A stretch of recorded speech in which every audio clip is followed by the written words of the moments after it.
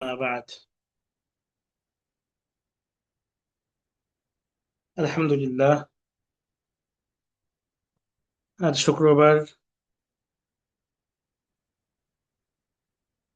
শনিবার রাত আমাদের যথানুক্রমে ক্লাস শুরু হচ্ছে। আজকে আমরা গুরুত্বপূর্ণ বিষয় নিয়ে কিছু আলোচনা করবো ইনশাআল্লাহ। তো শুরুতে আমরা পেছনের পড়াগুলো রিভাইজ দিয়ে নিচ্ছি। আমরা পেছনে দুটি বিষয় পড়েছি, সেটা হলো এক নম্বরে যেই এশআরবি শিখির শুরুতে আমরা বিভিন্ন শব্দ এবং অর্থ পড়েছি। শব্দ হলো সবকিছুর মূল। আগে ভাষা শিখতে হলে সে ভাষার শব্দ শিখতে হয়। তো শব্দ শিখেছি এবং মুজাক্কার মুআন্নাস আমরা এই বিষয়ে ধারণা পেয়েছি। এরপরে আমরা একটি শব্দের সঙ্গে আরেকটি শব্দকে যুক্ত করে কিভাবে বাক্য তৈরি করতে হয়, কাছের দূরের বস্তুকে ইঙ্গিত করে কিভাবে বাক্য বলতে হয় সেটা শিখেছি। তৃতীয় পর্যায়ে আমরা শিখেছি যে প্রশ্ন কিভাবে করতে হয়। তা আমরা গত ক্লাসে আলোচনা করেছিলাম প্রশ্ন করার পদ্ধতি। আমাদের প্রাথমিক মৌলিক প্রশ্ন হলো মা মাদা। মা অর্থ হলো কি। মা দিয়ে প্রশ্ন করা হয়, মা হাজা এটা কি, মা হাজিহি এটা কি, মা যালিকা ওটা কি, মা তিলকা সেটা কি। তো এই প্রশ্নগুলোর আলোকে আমরা আজকে নিচে কিছু অনুশীলন দেওয়া আছে, এই অনুশীলনগুলো পড়বো ইনশাআল্লাহ। এখানে আমরা দেখতে পাচ্ছি একটি বইয়ের ছবি দেওয়া আছে। এই বইকে কাছের বই, এটাকে প্রশ্ন করা হয়েছে মা হাজা এটা কি। এর উত্তরে হাদা কিতাবুন এটি একটি বই। এভাবে আমরা সহজেই বিষয়গুলো বুঝতে পারছি। তো আমাদের এখানে যে যুক্ত আছেন দুজন, তো একজন প্রশ্ন করবেন, একজন উত্তর দেবেন। তো আলী হুসাইন ভাই প্রশ্ন করেন, আর সিরাজুল ইসলাম ভাই প্রশ্নের উত্তর দেন। ما هذا؟ هذا كتاب. ما ذلك؟ ذلك قلم. ما هذه؟ هذه مسطرة. ما تلك؟ تلك سبورة.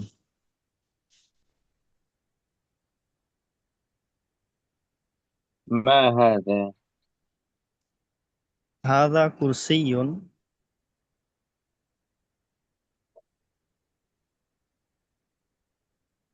ما ذلك؟ ذلك بيت.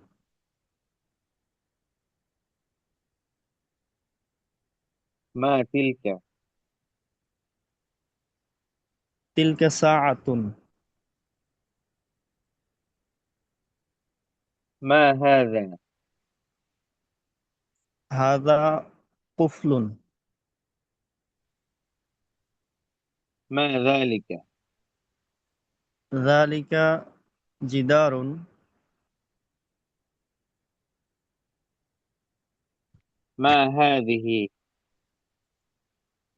هذه نظارة. ما هذا؟ هذا مفتاح. ما تلك؟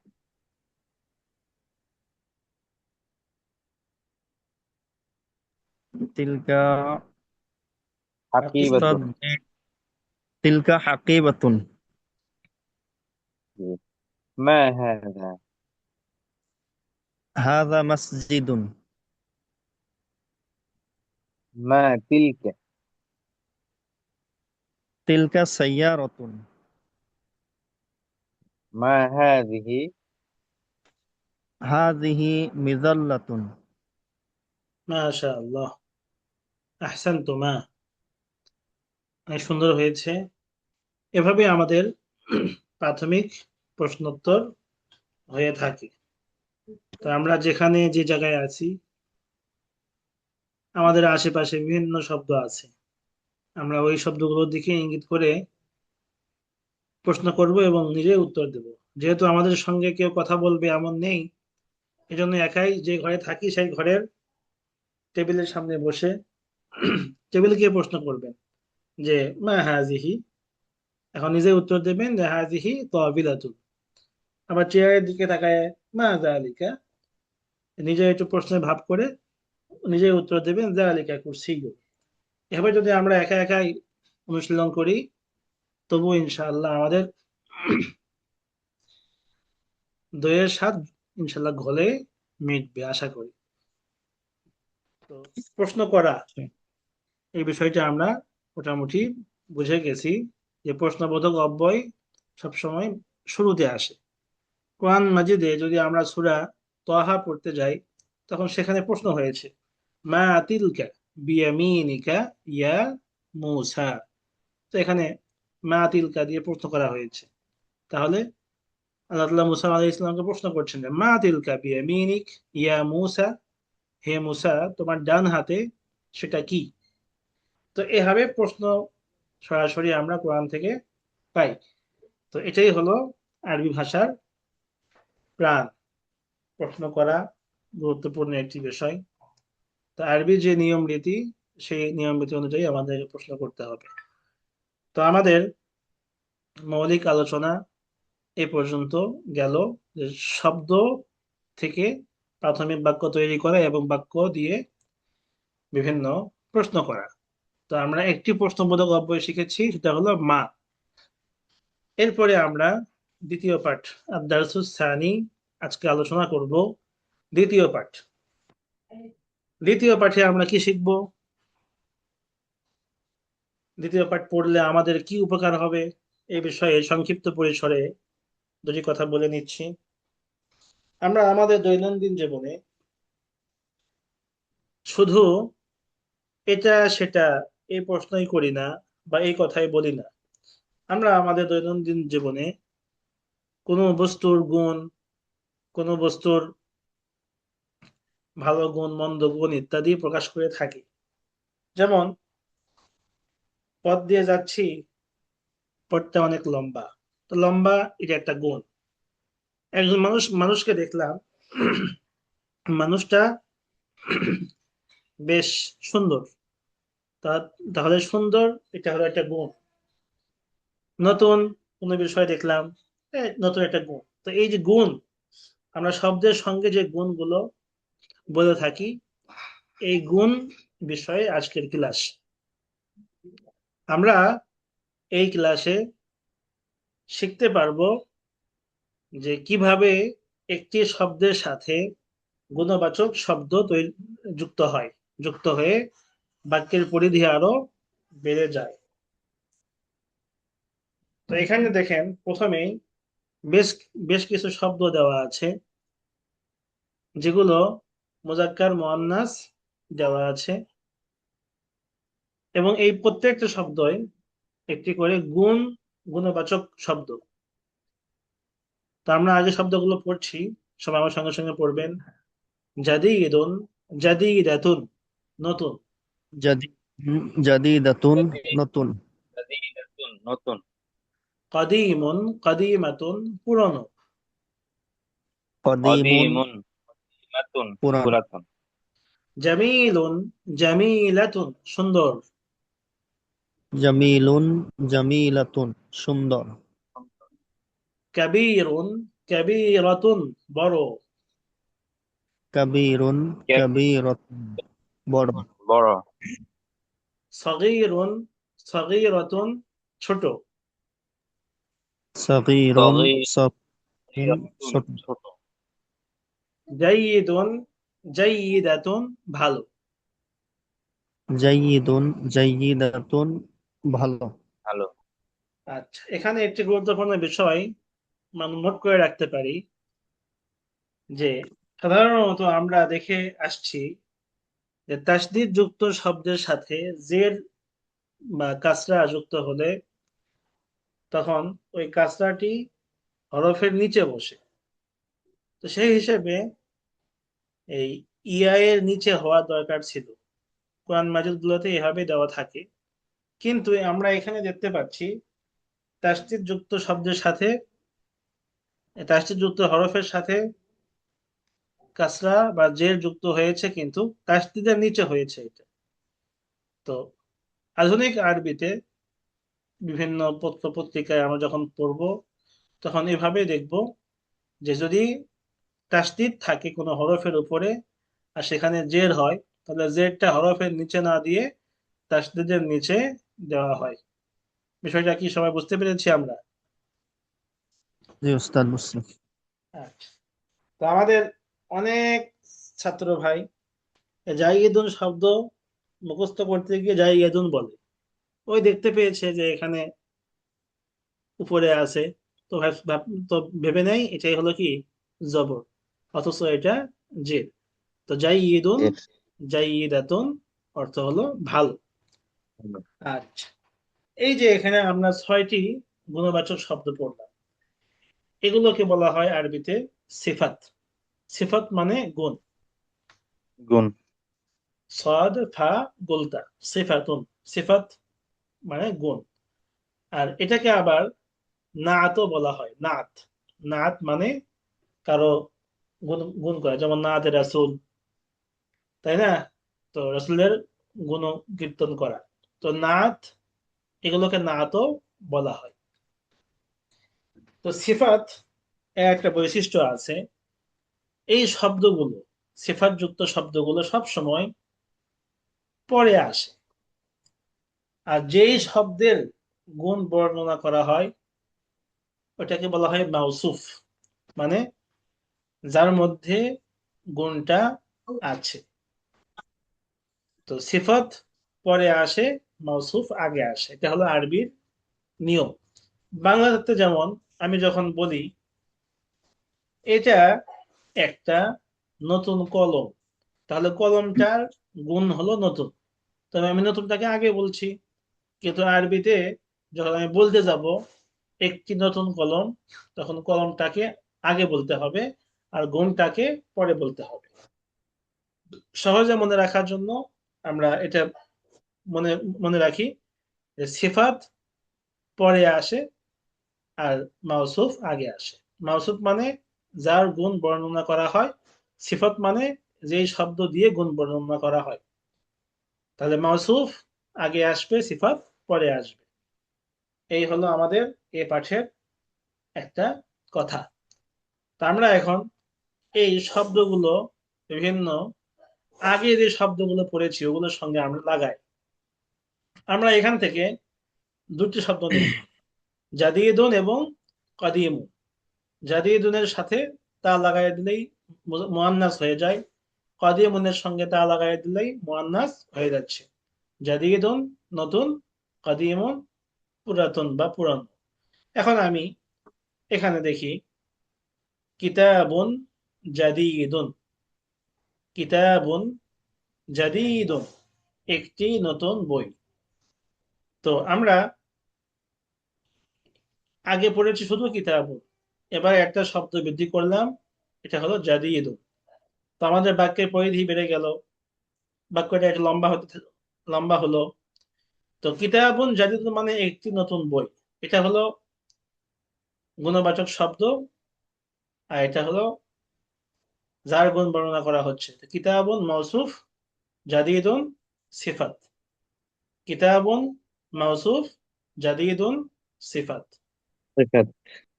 অনুরূপ ভাবে কুররাসাতুন জাদিদাতুন, কুররাসাতুন মানাহু খাতা, আর নতুন মানে জাদিদাতুন একটি নতুন খাতা। কুররাসাতুন জাদিদাতুন একটি নতুন খাতা। এখানে আমরা দেখতে পাচ্ছি যে যখন সিফাত যুক্ত হলো শব্দের সাথে, তখন এই শব্দের শেষ বর্ণে, শব্দের শেষ হরফে কোন রকম পরিবর্তন হয়নি। আগেও ছিল কিতাবুন, এখনো হয়েছে কিতাবুন। আগে ছিল কুররাস হাতুন, এখন হয়েছে কুররাস হাতুন। তার মানে সিফাত যদি মুজাক্কার হয় তাহলে মৌসুফও মুজাক্কার হতে হবে। মৌসুফ মুজাক্কার হলে সিফাতও মুজাক্কার হবে। মৌসুফ যদি মুআন্নাস হয় এ সিফাতকেও মুআন্নাস নিয়ে আসতে হবে। 2 নম্বর বিষয় গেল। 3 নম্বর হলো মৌসুফের মধ্যে 2 পেশ হলে সিফাতের মধ্যেও 2 পেশ হবে। মৌসুফের মধ্যে 2 জের হলে সিফাতের মধ্যেও 2 জের হবে। মৌসুফের মধ্যে 2 জবর হলে সিফাতের মধ্যেও 2 জবর হবে। অর্থাৎ মৌসুফ এবং সিফাত সবসময় একে অপরের সঙ্গে মিল হয়ে আসবে। এটা হলো সিফাত মৌসুফের গুরুত্বপূর্ণ একটি বিষয়। তো এখানে আমরা কয়টি কথা বললাম? 1 নম্বর, সিফাত মানে গুণবাচক শব্দ, যে শব্দগুলো দিয়ে কোনো শব্দের গুণ বর্ণনা করা হয়। তো মাউসুফ আগে আসে, সিফাত পরে আসে। 1 নম্বর, মাউসুফ মুজাক্কার হলে সিফাতও মুজাক্কার হয়, মাউসুফ মুআন্নাস হলে সিফাতও মুআন্নাস হয়। এরপরে মাউসুফের মধ্যে যদি হরকত 1 জবর 1 জের 1 পেশ থাকে, সিফাতের মধ্যে 1 জবর 1 জের 1 পেশ থাকবে। মাউসুফের মধ্যে 2 জবর 2 জের 2 পেশ থাকলে সিফাতের মধ্যেও 2 জবর 2 জের 2 পেশ থাকবে। বিষয়টা আমরা সবাই বুঝতে পেরেছি বিষয়টা? জি উস্তাদ, বুঝছি। জি উস্তাদ, বুঝতে পারছি।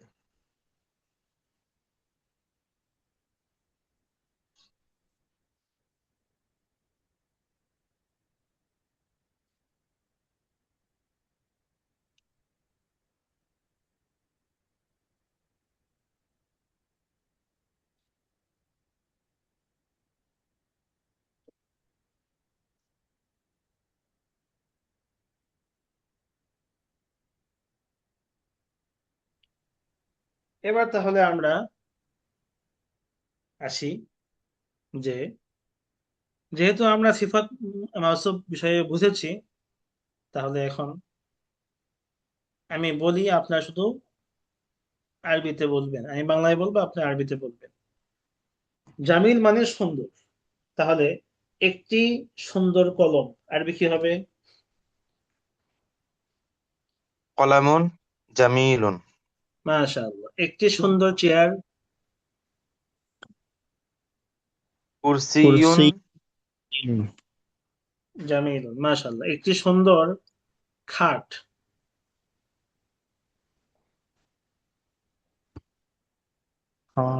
সারিরুন সারিরুন জামিলুন। জামিলুন।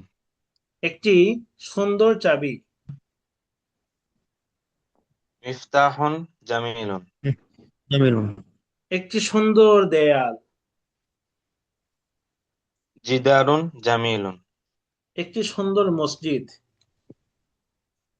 মাসজিদুন মসজিদুন। জামিলুন। একটি সুন্দর মাদ্রাসা? মাদ্রাসাতুন। মাদ্রাসাতুন জামিলাতুন।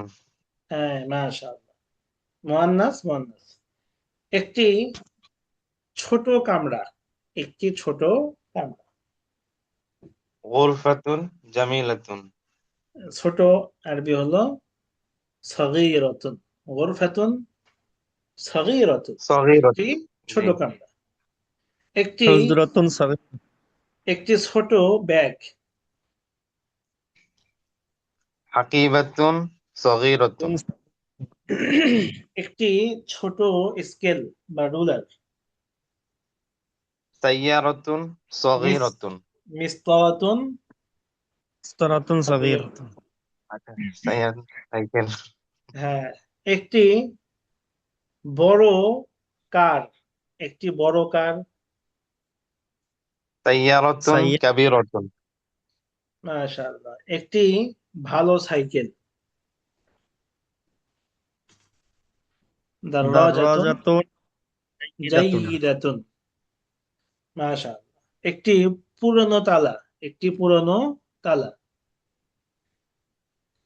কুফলুন কদিমুন। এই হলো আমাদের বিষয়। এখন আমরা যে এতক্ষণ বাক্যগুলো, মানে বাক্য বিভিন্ন যেই বিষয় বললাম, উপস্থাপন করলাম। একটি ভালো তালা, এটা কিন্তু মনের কোনো পরিপূর্ণ ভাব প্রকাশ করে না। একটি নতুন বই মনের কোনো ভাব প্রকাশ করলো না। তো মনের পরিপূর্ণ ভাব প্রকাশ করার জন্য আরো কিছু করতে হবে এই জায়গায়। তো আমরা এখানে একটা ফলাফল দাঁড় করাতে পারি যে মাউসুফ এবং সিফাত একটা শব্দ আরেকটা শব্দের সঙ্গে যুক্ত হয়ে বাক্য হয় না, বরং বাক্যের একটা অংশ হয়ে থাকে। তো পরিপূর্ণ বাক্য হয় না, মনের কোনো পরিপূর্ণ ভাব প্রকাশ করে না। তো মনের পরিপূর্ণ ভাব প্রকাশ করলো কিভাবে? তো আমরা আগের যেভাবে ইঙ্গিত করেছি, তো ঠিক এখানে আমরা সেইভাবে ইঙ্গিত করতে পারি। যেমন হাদা কিতাবুন জাদীদুন, এটি নতুন বই। তাহলে হাজা হবে মুবতাদা, আর কিতাবুন জাদীদুন মাওসুফ সিফাত মিলা হবে খবর। মুবতাদা খবর মানে কি? এটা আবার আপনি কি বললেন হুজুর? তো মুবতাদা খবর মানে একটা বাক্যের ভেতরে বাংলা হোক, আরবি হোক, ইংরেজি হোক, উদ্দেশ্য থাকে। তো আবার বিধেয়ও থাকে। তো এটা আমি উদ্দেশ্য নিলাম যে এটা, তো এটা হলো আমার মূল বাক্য, বাক্যের একটা মূল প্রাণ। তো এটা সম্পর্কে যা বললাম ওটা হলো খবর, সংবাদ। তো একটা বাক্য হাজা, এটা হলো মুবতাদা, উদ্দেশ্য। আর কিতাবুন জাদীদুন, এটা হলো খবর, সংবাদ, যে এটা কি, এটা আসলে একটা নতুন বই। তো ঠিক এভাবে মুবতাদাকে বলা হয় উদ্দেশ্য, আর খবরকে বলা হয় বিধেয়, সাবজেক্ট এবং প্রেডিকেট, যেটা ইংরেজিতে বলা উস্তাদ, হয়। আর আরবিটা কি মুফতাদা নাকি মুবতাদা হবে? মুবতাদা, মিম বা তা দাল হামজা, মুবতাদা উন। আর মুবতাদা। খাবারুন, জি। খ বা রুন, খবর, খাবার, খাবার। তো মুবতাদা এবং খবর। তো আমরা আজকে শিখলাম মুবতাদা মানে উদ্দেশ্য আর কি, মুবতাদা মানে উদ্দেশ্য। মুবতাদা মানে উদ্দেশ্য, আর খবর মানে বিধেয়, যেই উদ্দেশ্য সম্পর্কে যা বলা হয়। যেমন জি। সংক্ষেপে আমি যদি উদাহরণ দিই, আলী হোসাইন ভাই একজন মানুষ, তাহলে এখানে উদ্দেশ্য কোনটা হলো? আলী হোসাইন। আর মানুষ হলো তার খবর। বুঝে আসছে? জি, তাহলে কুমিল্লা, আলী হোসেন বলতে যে মুবতাদা, আর হ্যাঁ, ই- আর মানুষ বাকি হলো গিয়ে খবর। মানুষ হলো খবর। আমরা বললাম ঢাকা বাংলাদেশের রাজধানী, ঢাকা বাংলাদেশের রাজধানী। তাহলে রাজধানী। ঢাকা হলো মুবতাদা, আর খবর হলো বাংলাদেশের রাজধানী। রাজধানী। এরপরে বগুড়ার দই বিখ্যাত, তাহলে বগুড়ার দই হলো মুবতাদা, আর বিখ্যাত হলো খবর। খবর। কুমিল্লা রসমালাই বিখ্যাত, তা কুমিল্লা রসমালাই দুটো মিলে হলো মুবতাদা, আর বিখ্যাত হলো খবর। বিষয়গুলো কি বুঝতে পেরেছি খবর। আমরা? জি উস্তাদ, জি। আচ্ছা, তো সিরাজুল ইসলাম ভাই আমরা বলবেন বাগেরহাট সম্পর্কে কিছু বললেন না। তো বাগেরহাটের চিংড়িও কি আছে অনেক সুস্বাদু। তো বাগেরহাটের চিংড়ি, এটা হলো মুবতাদা, আর সুস্বাদু হলো খবর। তো এভাবে আমাদের বাক্য তৈরি হয়। তো আমাদের পড়া আজকে এই পর্যন্ত, আমরা সামনের দিকে আর এগোবো না, যেহেতু অনেকে যুক্ত হয়নি। আজকে আমরা কি শিখলাম, ফলাফল কি দাঁড়ালো? আমরা আজকে শিখছি যে একটা শব্দ, তার সাথে গুণ যুক্ত করা। তো শব্দের সঙ্গে গুণ যুক্ত করার আগে যেই শব্দকে যুক্ত করছি ওটা হলো সিফাত, আর যার গুণ বর্ণনা করছি ওটা হলো মাউসুফ। আরবিতে মাউসুফ আগে আসে, সিফাত পরে আসে। 2 নম্বর, মাউসুফ এবং সিফাত মিল থাকে মুআন্নাস হওয়ার দিক দিয়ে, মুজাক্কার হওয়ার দিক দিয়ে। এমনকি হরকত, 2 জবর 2 জের 2 পেশ, 1 জবর 1 জের 1 পেশ ইত্যাদির ক্ষেত্রেও মিল থাকতে হবে। মাউসুফের মধ্যে যদি আলিফ লাম যুক্ত হয়, সিফাতের মধ্যেও আলিফ লাম যুক্ত হবে। এরপরে মাউসুফ সিফাত মিলে বাক্য পরিপূর্ণ হয় না, বরং বাক্যের একটা অংশ হয়ে থাকে। পরিপূর্ণ বাক্য বানাতে গেলে বিভিন্ন কলা কৌশল করতে হয়। একটা কলা কৌশল হলো শুরুতে হাজা জালিকা বা হাজিহি তিলকা যুক্ত করা, বাক্য ভেদে, মুজাক্কার মুয়ান্নাস ভেদে হাজা হাজিহি জালিকা তিলকা এগুলো যুক্ত হবে। তো আমরা এই আলোচনাগুলো আজকে শিখলাম, এগুলো আমরা বারবার চর্চা করি, এবং আমার ঘরের মধ্যে যেগুলো শব্দ আছে এই শব্দগুলোর সঙ্গে আমি এই 6টা গুণবাচক সিফাত এগুলো আমরা ব্যবহার করি। যেমন আমার ঘরের মধ্যে আছে একটা খাট, তো আমি বলি হাদা, প্রথমে আগে বলি হাদা সারিরুন, মানে এটা একটা খাট। এরপরে বলি হাদা সারিরুন জামিলুন, এটা একটা সুন্দর খাট। আবার পাশের দিকে তাকাই, একটা কিতাব আছে, যে কিতাবটা আমাকে একজন দিয়েছে, পুরাতন কিতাব। প্রথমে আগে বলি হাজা কিতাবুন, এরপরে বলি হাজা কিতাবুন কদিমুন। কলম আছে পকেটে, তো হাদা কলাম, হাদা কলামুন জামিলুন। এভাবে আমরা নিজে নিজেই বিভিন্ন বাক্য তৈরি করি, তাহলে আমার চর্চাও হবে, বাক্যগুলোও তৈরি হবে, আর আরবি শেখাও ইনশাল্লাহ সহজ হবে। বিষয়গুলো আমরা যদি এভাবে ভাবি, তাহলে অল্প দিনেই, অল্প মেহনতে আমাদের অনেক ফলাফল আমরা পাবো ইনশাআল্লাহ। আশা করি বিষয়টা ওস্তাদ সবাই এখানে বুঝেছে। আজকে একটা গুরুত্বপূর্ণ কথা বলছিলেন, যারা ক্লাসে নেয় হয়তো রেকর্ড ক্লাস দেখবে। তো সেটা হলো, আপনি যে গুরুত্বপূর্ণ কথাটা বলছিলেন, যদি মাউসুফ মুয়ান্নাস হয় তাহলে তার সিফাতও মুয়ান্নাস হবে, আর যদি মাউসুফ মুযাক্কার হয় তাহলে তার সিফাতও মুযাক্কার হবে। হ্যাঁ, আর আরেকটা বিষয় বলছিলাম, যে আরবিতে যদি কোনো হরফের উপরে তাসদিদ থাকে, তা তাসদিদ হলে জেডটা দেব কোথায়? তো জের হরফের নিচেও দেওয়া যায়, আবার তাসদিদের নিচেও জেড দেওয়া যায়। তাসদিদের নিচে জেড দিলে ওটাকে জবর ধরা যাবে না। এই আচ্ছা। বিষয়গুলো আমরা নোট করি, তাহলে আমাদের জন্য আরবি শেখার পথ অনেকটা সহজ হয়ে যাবে ইনশাআল্লাহ। মাউসুফ এবং সিফাত মিলে পূর্ণাঙ্গ বাক্য হয় না। না, মাসুস সিফাত মিলে পূর্ণাঙ্গ বাক্য হয় না, বাক্যের একটা অংশ হয়। হুম। তো পূর্ণাঙ্গ বাক্য বানাতে গেলে ওই শুরুতে একটা মুক্তাদা নিয়ে আসতে হবে। যেমন মুক্তাদাটা কি? হাজা, জালিকা আমরা নিয়ে আসবো। আবার সামনে আরো কয়েকটা মুক্তাদা বিষয় আমরা জানবো ইনশাআল্লাহ। যদি আমি এখন ইনশাআল্লাহ। একটা বাংলা বলি, যে একজন মানুষের নাম বললাম, যেমন তার নাম রাশেদ, রাশেদ সুন্দর, তাহলে আরবি কি হবে একজন বলেন দেখি? রাশেদুন জামিলুন। হ্যাঁ, তাহলে এখানে কিন্তু বাক্য পরিপূর্ণ হয়ে গেছে, কারণ রাশেদ এটা হলো মুক্তাদা, আর জামিলুন এটা হলো খবর। এখানে কোনো মাউসুফ খবর। সিফাত নাই। হ্যাঁ, যদি বলতাম রাশেদ একজন সুন্দর ছেলে, তাহলে তখন মাউসুফ সিফাত হতো ওই ছেলেটা, যেমন রাশিদুন ওয়ালাদুন জামিলুন, রাশেদ সুন্দর ছেলে। তো এভাবে আমাদের কি হয়, বাক্য তৈরি হয়। নাম দিয়ে বললে ওখানে মাউসুফ সিফাত হয় না, সরাসরি ওদের মুক্তা খবর হয়। যে হাজা কিতাবুন, এই এই বাক্যে তারকিব কি হবে? তারকিব সম্পর্কে একটা গুরুত্বপূর্ণ বিষয়, আমরা অনেকেই যারা আরবি শিখি তারকিব পারি না। তারকিব মানে কি? তারকিব মানে বাক্যকে ভাঙ্গা। আমি যে বাক্যটা বলছি এই বাক্যকে ভেঙে ভেঙে বলা এর নামে তারকিব। তারকিব এটা নয় যে কোনটা কি হলো সেটাকে টান দিয়ে নিচে নিচে নেমে নিয়ে নিচে নেমে নিয়ে এসে ওটাকে যোগ বিয়োগ করা, এর নাম তারকিব। তারকিব মানে বাক্যের প্রত্যেকটা অংশকে ভেঙে ভেঙে বলা। তো হাজা কিতাবুন এটা একটা বাক্য, হাজা হলো মুক্তাদা, কিতাবুন হলো খবর।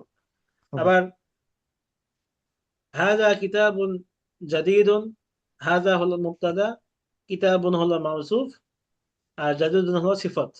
মাউসুফ সিফাত মিলে ওই আগের মুক্তাদার খবর, মুক্তাদা খবর মিলে একটা বাক্য খবর। হয়ে গেছে। এটাই হলো তারকিব। তো তারকিব আহামরি কোনো বিষয় নয়। এরপরে যখন আমরা কোনো মানুষের নামের সঙ্গে কোনো সিফাত যুক্ত করব, তাহলে ওখানে মাউসুফ সিফাত হবে না, বরং মুক্তাদা খবর হবে। যেমন রাশেদ ভালো, রাশিদুন জাইদুন, রাশেদ নতুন, রাশিদুন জাদিদুন, রাশেদ পুরাতন, রাশেদুন কাদিমুন।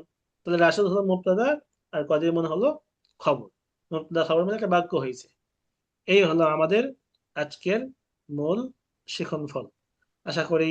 ওস্তাদ, ওই আপনার আরবিতে যে বাক্যটা থাকবে, ওই বাক্যের মধ্যে যে শব্দগুলোকে যদি ভিন্ন ভিন্ন ভাবে অর্থ করা হয়, সেটাই তারকিব। এটা বলা যায়। হ্যাঁ, ওটাই তারকিব বলা যায়। জি। বা প্রত্যেকটা শব্দ যেভাবে আছে, তো অর্থ করলে তো তারকিব বোঝা যাবে না। তারকিবটা মানে কি? তারকিব বলা হয় সাধারণত যেই বাক্যটা আছে, বাক্যের মধ্যে প্রত্যেকটা শব্দের অবস্থানকে তারকিব বলে। অর্থ এটা হলো তারকিব অনুযায়ী হতে হয়। তার মানে তারকিবটা হলো নাহুর বিষয়। যারা নাহু নিয়ে যারা চর্চা করে, তারা তারকিব ভালো পারে। কারণ তারকিবের মধ্যে শব্দের শেষে কি হলো, আরবিতে একটা গুরুত্বপূর্ণ বিষয় হলো শব্দের শেষ অবস্থা। শব্দের শেষ অবস্থা কি হবে? জবর হবে, জের হবে, পেশ হবে, না কি হবে? এই বিষয়গুলোই হলো আরবিতে সাধারণত হয়ে থাকে। তো তারকিব হয়ে থাকে বাক্যের অবস্থা ভেদে, শব্দের প্রত্যেকটা অংশ কেমন হলো, এটাই হলো কি তারকিব। সবাই কি বুঝতে পেরেছেন বিষয়টা? জি ওস্তাদ। জি। আচ্ছা, তাহলে আজকে এই পর্যন্তই। আমরা আবার ইনশাল্লাহ আগামীকাল শনিবার দেখা হবে। সবাই প্রস্তুতি নেবেন এবং ভালোভাবে নোট করবেন। আশা করি আমার কাছে এসআরবি শিখি পড়ার পরে আর যেন কোথাও এসআরবি শিখি পড়তে না হয়, এই মনোবল নিয়ে আমরা পড়ি ইনশাআল্লাহ। সব ভালো থাকবেন, দোয়া করবেন। ওয়াইলাল লিকাই মা'আস সালাম। আসসালামু আলাইকুম ওয়া রাহমাতুল্লাহি ওয়া বারাকাতুহু। ওয়ালাইকুম আসসালাম ওয়া রাহমাতুল্লাহি ওয়া বারাকাতুহু। মা আসসালামা। মা'আস সালামা, বারাকাল্লাহু ফিকুম।